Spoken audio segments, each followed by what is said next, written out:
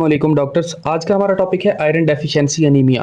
Iron deficiency हमने बताया, मैंने लास्ट वीडियो में बताया था जब हमने type of morphological type of anaemia पढ़ी, तो उसमें मैंने डिस्कस किया था कि एमसीवी के हिसाब से हम मॉर्फोलॉजिकल टाइप्स को डिस्कस करते हैं जिसकी नॉर्मल वैल्यू होती है 76 टू 100 फेम्टोलीटर। ठीक है, 76 से कम जो होते हैं वो माइक्रोसिटिक होते हैं, 76 टू 100 जो होते हैं वो नॉर्मोसाइटिक एनीमिया होते हैं, और जो 100 से ज़्यादा होते हैं उनको मैक्रोसाइटिक एनीमिया कहते हैं। तो हम जो माइक्रोसाइटिक है उसमें आयरन डेफिशिएंसी एनीमिया को डिस्कस कर रहे हैं। ठीक है, तो आयरन डेफिशिएंसी एनीमिया क्या होता है? आरबीसीज जो होते हैं हमारे blood cells, red blood cells, उनके अंदर हीमोग्लोबिन होता है।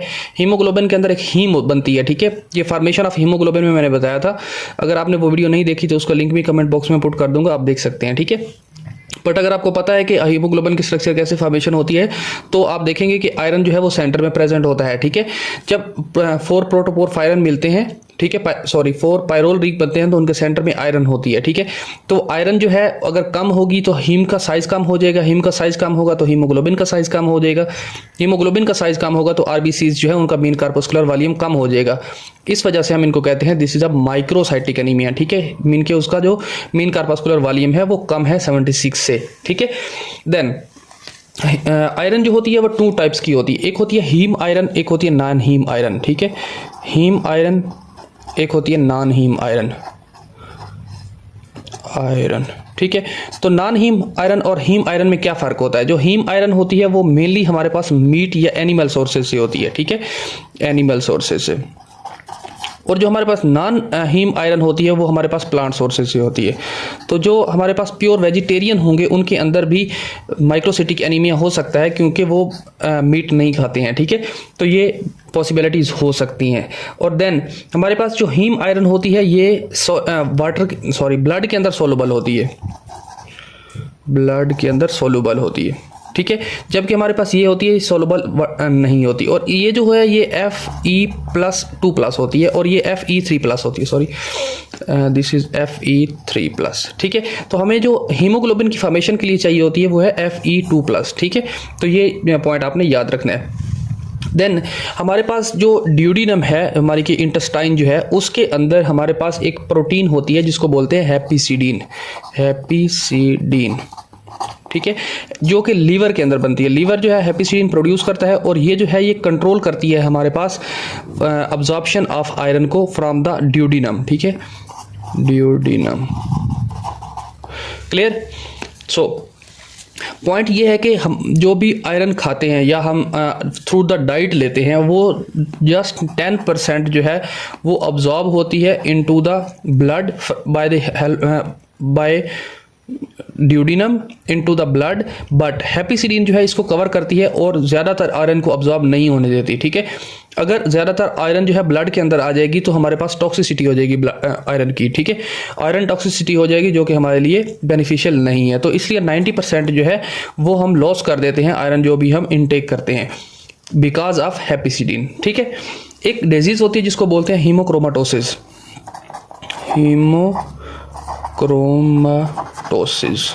ठीक है, हीमोक्रोमाटोसिस क्या है? This is a simply toxicity of iron,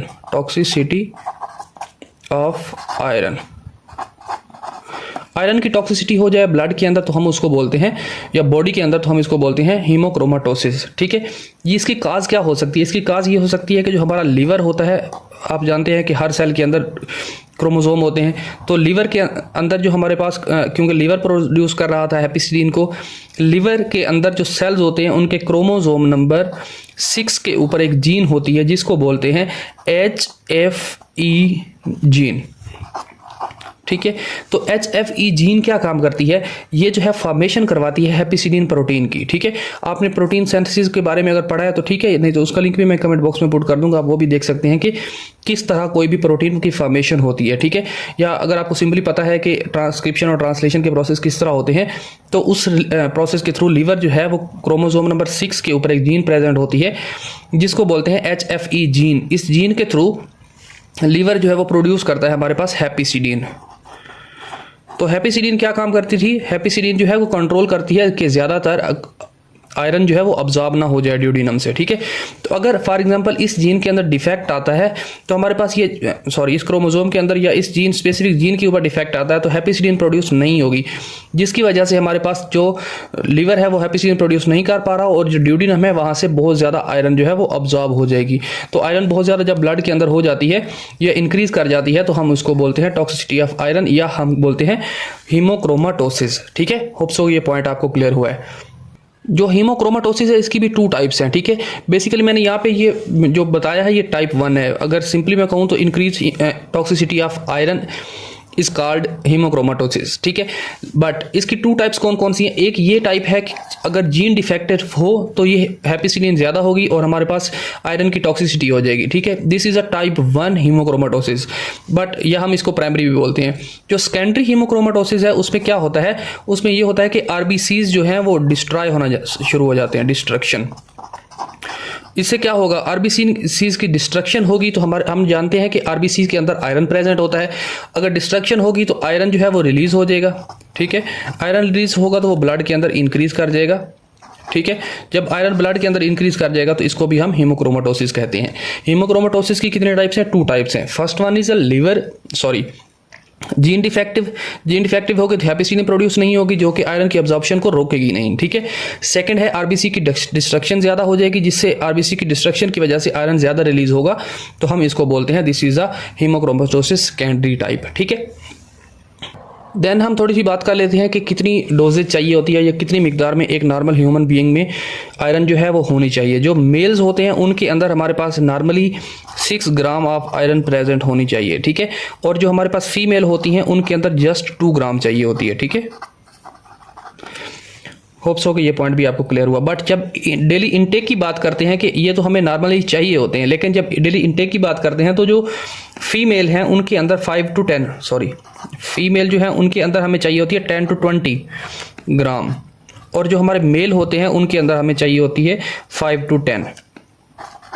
hopes हो कि ये पॉइंट आपको क्लियर हुआ। ये यहाँ पे एक कंफ्यूजिंग पॉइंट है, वो ये है कि जो मेल है उसके अंदर क्वांटिटी जो रिक्वायर्ड है वो ज़्यादा है, बट जो उसकी डेली इनटेक है वो कम है। इसकी जो फीमेल है इसके अंदर कम है, बट जो इसकी डेली इनटेक है वो ज़्यादा है, ठीक है। ये होप्स हो कि ये चीज़ें आपको क्लियर हुई। ये चीज़ें याद रखने वाली हैं, एग्जामिनर अक्सर पूछ लेता है, ठीक है।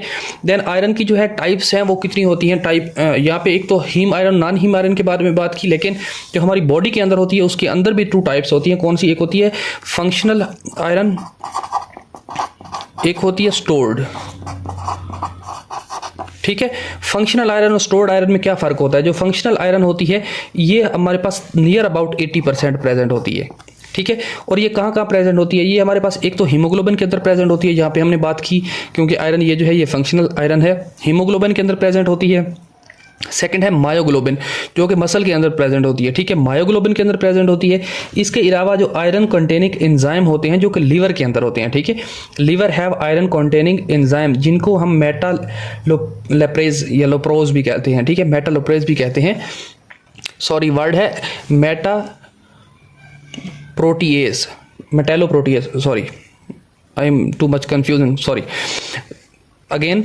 हमारे पास जो फंक्शनल आयरन है वो 80% प्रेजेंट होती है। कहाँ? एक तो हीमोग्लोबिन के अंदर प्रेजेंट होती है, सेकंड हमारे पास मायोग्लोबिन के अंदर प्रेजेंट होती है, थर्ड होती है हमारे पास मेटालोप्रोटीएज एंजाइम, जो कि हमारे पास आयरन कंटेनिंग एंजाइम होती है लीवर के अंदर, उसके अंदर प्रेजेंट होती है, ठीक है। ये 3 जगह पे प्रेजेंट होती है।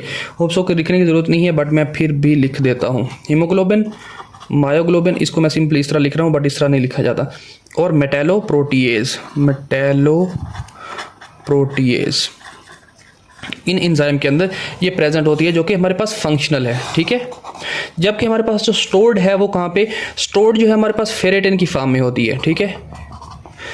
और ये 20% होती है। ये क्या होता है? फेरेटिन जो है ये एक प्रोटीन और आयरन का कम्प्लेक्स बनता है। प्रोटीन के साथ आयरन जो है वो कुछ बाइंड कर जाती है प्लस आयरन, और इनका कम्प्लेक्स बनता है जिनको हम फेरेटिन कहते हैं, ठीक है। ये साइटोप्लाज्म में प्रेजेंट होती है ऑफ द हिपेटोसाइट्स, मतलब कि लीवर के जो सेल्स होते हैं उनके साइटोप्लाज्म के अंदर फेरेटिन प्रेजेंट होती है।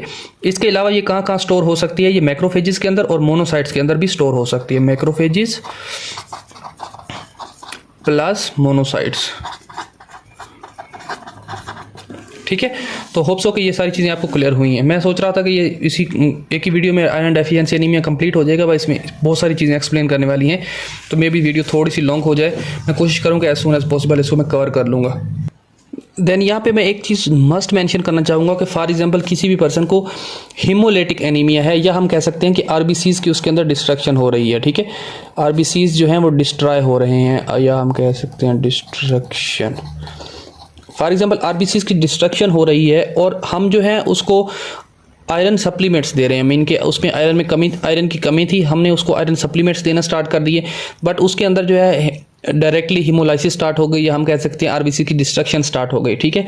तो वो जो हम ब्लड टेस्ट करवाएंगे उसके अंदर वो हमें मेंशन कर देगा कि आयरन की क्वांटिटी जो है वो इंक्रीज़ हो रही है, बट ये सूडो इंक्रीज़ होती है। रीज़न ये है क्योंकि जब तक आरबीसी डिस्ट्रॉय हो रहे होंगे तब तक वो आयरन बढ़ रही होगी, लेकिन हम जो ही अपना रोक देंगे सप्लीमेंट्स को तो आयरन फिर डाउन हो जाएगी। तो इस वजह से जब भी किसी भी पर्सन में आरबीसी की डिस्ट्रक्शन हो रही हो और आप उसको आयरन सप्लीमेंट्स भी दे रहे हो, तो उसमें कभी भी आपने ब्लड ये आयरन स्टडीज़ नहीं करवानी। रीज़न ये है कि क्योंकि वो डायरेक्टली आपको बता देगा कि ये इंक्रीज़ हो चुकी है, लेकिन वो प्रॉपरली इंक्रीज़ नहीं होती, सूडो इंक्रीज़ हो जाती है, ठीक है। देन कुछ प्रोटीन्स होती हैं जिनको बोलते हैं ट्रांसफेरेटिन प्रोटीन। मैंने बताया कि फेरेटिन क्या है। फेरेटिन जो है फेरेटिन जो है ये स्टोर्ड फॉर्म ऑफ आयरन है विद द प्रोटीन, ठीक है। तो कुछ प्रोटीन्स ऐसी होती हैं जिनको बोलते हैं ट्रांसफेरेटिन। तो ट्रांसफेरेटिन क्या करती हैं, ट्रांसफेरेटिन जो है वो मूवमेंट करवाती हैं। अगर फॉर एग्जांपल किसी भी जगह पे आयरन की रिक्वायरमेंट ज़्यादा हो तो उसके लिए हमारी जो ट्रांसफेरेटिन प्रोटीन्स होती हैं वो फेरेटिन मॉलिक्यूल को उठाती हैं और किसी भी स्पेसिफिक पॉइंट पर ले जाकर छोड़ देती हैं जहाँ पे उसकी ज़रूरत होती है, ठीक है। तो ये ट्रांसफेरेटिन पॉइंट जो प्रोटीन होती हैं ये होप्स हो कि आपको क्लियर हुई, ठीक है। देन जो हमारे पास ट्रांसफेरेटिन होती है इसकी 4 मॉलिक्यूल, फॉर एग्जांपल अगर 4 मॉलिक्यूल हैं ट्रांसफेरेटिन के, तो उसमें से जस्ट ये क्या होगा 3 मॉलिक्यूल जो हैं वो फ्री होंगे और 1 मॉलिक्यूल जो है वो फेरेटिन को कैरी कर रहा होगा, ठीक है। इस 1 के साथ फेरेटिन होगी। तो मैं यहाँ पे मेंशन क्या करना चाह रहा हूँ, मेंशन ये करना चाह रहा हूँ कि हमारे पास जस्ट 33% जो है वो बाइंड होती है, या हम कह सकते हैं ट्रांसफेरेटिन जो है वो यूटिलाइज हो रही होती है, बाकी सारी की सारी या सैचुरेटेड होती है, बाकी सारी की सारी फ्री होती है। जब भी हमारे पास आरबीसी की डिस्ट्रक्शन होती है, मीन कि आयरन इंक्रीज हो जाता है और फेरेटिन फॉर्म ज़्यादा प्रोड्यूस होना स्टार्ट हो जाती है, तो उस कंडीशन में हमारे पास जो फ्री होते हैं और जो फेरेटिन फॉर्म में सारे के सारे ऑक्यूपाई हो जाते हैं, या हम कह सकते हैं कि all ferritin molecules are saturated because iron is binded to it, iron is increase in the blood, ठीक है। तो हमारे पास फेरेटिन की लेवल इंक्रीज होगा तो जितने भी हमारे पास ट्रांसफेरेटिन है वो सारे के सारे बिजी हो जाएंगे। नॉर्मली 33% होते हैं, लेकिन हमारे पास जब सारे बिजी हो जाएंगे तो हम कहेंगे इसकी बाइंडिंग कैपेसिटी जो है वो 100% फुल हो चुकी है, ठीक है। तो हमारे पास टोटल आयरन बाइंडिंग कैपेसिटी जो है ये, या ब्लड टेस्ट के अंदर हमारे पास समटाइम इसको शो किया होता है TIBC से, ठीक है, टोटल आयरन बाइंडिंग कैपेसिटी, ठीक है। तो टोटल आयरन बाइंडिंग कैपेसिटी क्या होगी, इंक्रीज होगी एनीमिया के अंदर, ठीक है। क्लियर हुआ? किस एनीमिया के अंदर? आयरन डेफिशिएंसी एनीमिया के अंदर, ठीक है। क्योंकि हमारे पास यहाँ पे फॉर एग्जांपल एक फेरेटिन कैरी कर रही थी तो आयरन डेफिशिएंसी हुई तो ये फेरेटिन भी इसके पास नहीं रहेगा।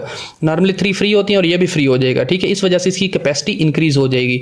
बट अगर आरबीसी की डिस्ट्रक्शन हो रही है और आयरन जो क्वांटिटी है वो ज़्यादा हो रही है ब्लड के अंदर, तो इसकी ट्रांस बाइंडिंग आयरन कैपेसिटी जो है वो कम हो जाएगी। टोटल आयरन बाइंडिंग कैपेसिटी जो है वो डिक्रीज हो जाएगी इन दी आरबीसी डिस्ट्रक्शन, जबकि आयरन डेफिशिएंसी एनीमिया के अंदर trans iron binding capacity increase हो जाएगी, ठीक है।